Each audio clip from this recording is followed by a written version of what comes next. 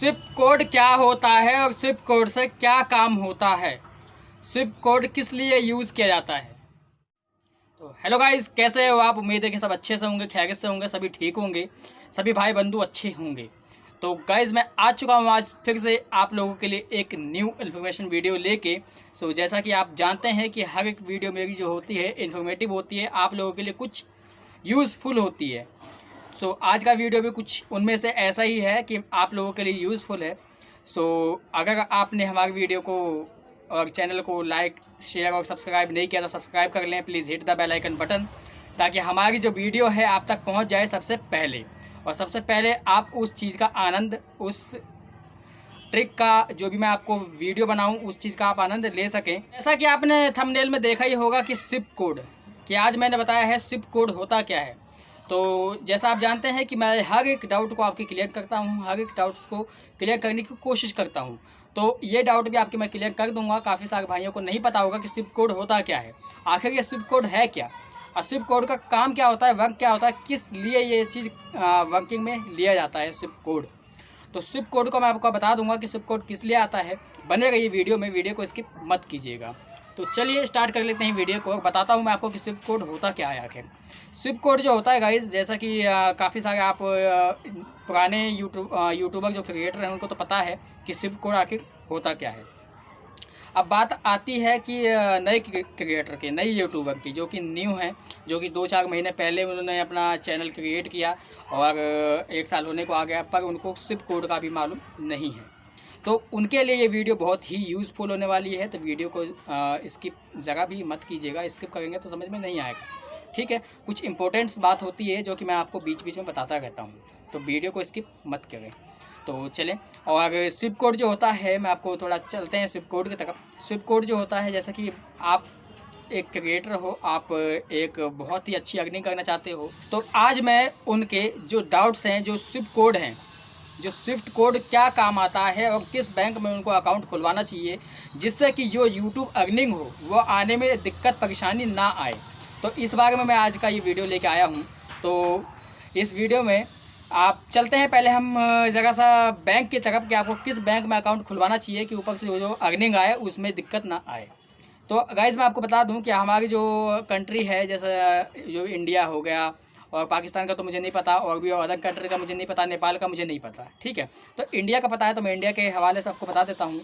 और इतना आप ध्यान रखिएगा कि आपका जो बैंक होता है, ठीक है, जो बैंक होता है वो 2 टाइप का बैंक होता है। एक होता है प्राइवेट बैंक, प्राइवेट लिमिटेड, एक होता है आपका गवर्नमेंट बैंक, ठीक है। गवर्नमेंट यानी कि इंटरनेशनल बैंक।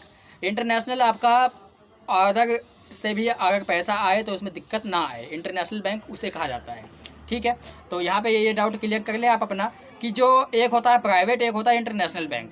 तो हमें यूट्यूब अर्निंग के लिए जो हमारा बैंक होता है वो हमें चूज़ करना चाहिए इंटरनेशनल बैंक, ठीक है।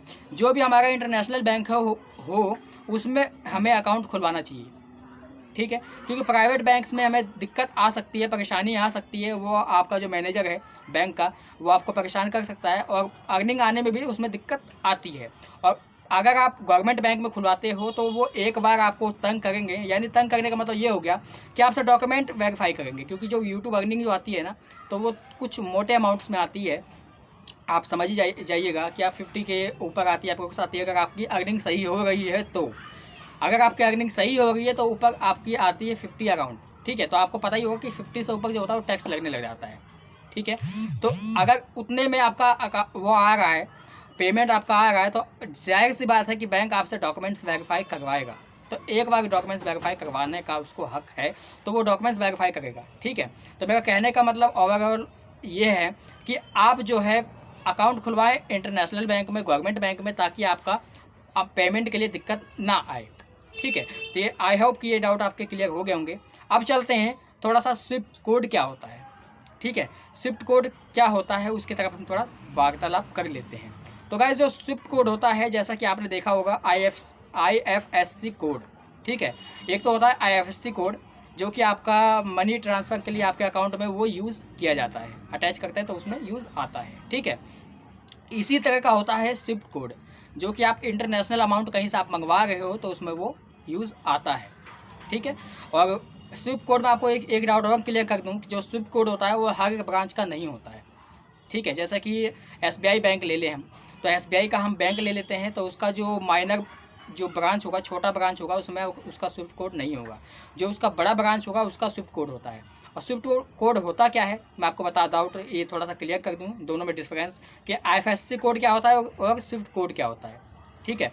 तो गाइस जो स्विफ्ट कोड जो होता है, स्विफ्ट कोड बिल्कुल IFSC कोड के तरह ही होता है। जैसा कि उसमें आपका जैसे बैंक का अगर नाम है बैंक ऑफ बड़ौदा, ठीक है, तो BOB लिखा होता है, बीच में कुछ नंबर होते हैं, डिजिट होते हैं, वो आपके लिखे आते हैं, ठीक है।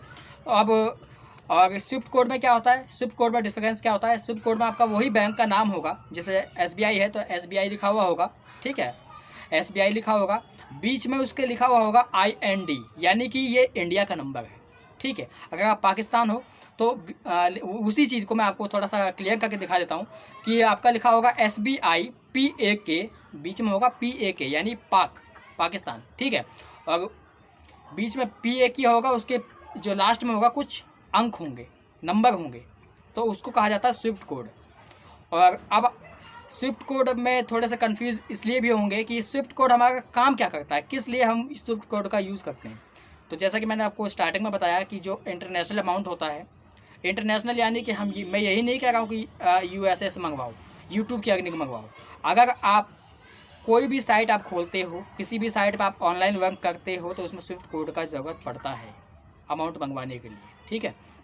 अमाउंट जैसे IFSC कोड होता है उसी तरह से स्विफ्ट कोड भी होता है, ठीक है। तो स्विफ्ट कोड और IFSC कोड में आपको डिफरेंस करना आना चाहिए और पता होना चाहिए आपको कि स्विफ्ट कोड क्या है और IFSC कोड क्या है। IFSC कोड जब यूज़ किया जाता है जब हम किसी इंडिया के अंदर में ही अमाउंट लेते हैं, लेन या देन का प्रयोग करते हैं, ठीक है। और स्विफ्ट कोड जब यूज़ किया जाता है जब हम किसी इंटरनेशनल अमाउंट को मंगवाते हैं अपने अकाउंट में। तो स्विफ्ट कोड और IFSC कोड में आपको डिफरेंस पता चल गया होगा और मैं उम्मीद करता हूँ कि सभी को पता चल गया होगा। तो मैं यहाँ पे ये कहना चाहूँगा कि आप पहले जब अकाउंट खुलवाएं, ठीक है, आप यूट्यूब अर्निंग के हवाले से या फिर किसी भी चीज़ के लिए आप अकाउंट खुलवाएं, अगर आपका इंटरनेशनल अमाउंट आना है तो इंटरनेशनल अमाउंट आना है तो उसके लिए आप अकाउंट खुलवाएं तो पहले आप बैंक से कंफर्म करें कि आपका स्विफ्ट कोड है या नहीं है, आप मुझे प्रोवाइड करवा पाओगे या नहीं। क्योंकि ट्रांजैक्शन आने के बाद में, पेमेंट आने के बाद में फिर स्विफ्ट कोड अगर ना हो तो फिर आपका उस टाइम में दिक्कत आ सकती है। तो क्यों ना आप उस दिक्कत को पहले ही दूर कर दो, ठीक है। जो स्विफ्ट कोड होता है वो आप पहले पूछ लें जब अकाउंट आप खुलवाएं, जिस बैंक में भी आपका पहले से भी है, यूट्यूबर बनने से पहले से भी आपका अकाउंट है तो आप उससे एक बार कन्फर्म कर लें। जैसे IFSC कोड जो है वो आपका हर एक बैंक का होता है, ठीक है। तो जैसा कि आपका हर एक प्राइवेट बैंक हो गया, HDFC हो गया, बहुत सारे बैंक है, उनका नाम मैं नहीं लेना चाहूँगा, और आपको पता ही होगा कि प्राइवेट बैंक कौन है और गवर्नमेंट बैंक कौन है, ठीक है।